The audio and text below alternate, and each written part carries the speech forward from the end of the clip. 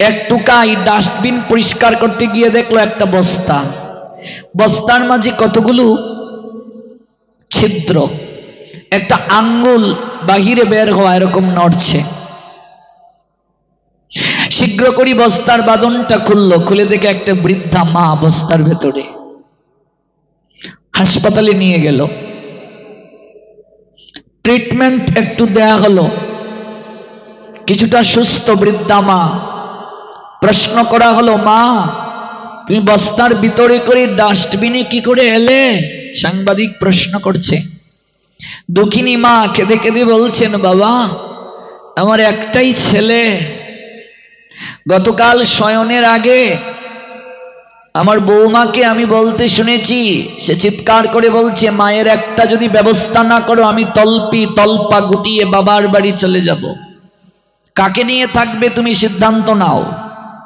কথাটা শুনে আমি কেঁদে কেঁদে ঘুমিয়েছিলাম, তারপর ডাস্টবিনে কি করে এলাম আর হাসপাতালে কি করে এলাম তা তো জানি না। বুঝতেই পেরেছেন, কুলাঙ্গার ছেলে। এখন আর মায়ের প্রয়োজন নেই, মা আবর্জনা, তাই বস্তায় ভরে ডাস্টবিনে ফেলে দিয়েছে। আর আমার শাস্ত্র বলছেন, জননী স্বর্গাদপি গড়ীয়সী, মা স্বর্গ থেকে শ্রেষ্ঠ। মাকে পরিক্রমা করলে বিশ্ব ব্রহ্মাণ্ড পরিক্রমা হয়, আমার শাস্ত্র বললেন। সাংবাদিক প্রশ্ন করছেন, মা তুমি সুস্থ হয়ে কি করতে চাও? মা বললেন, আমি আমার সন্তানের কাছে ফিরে যেতে চাই।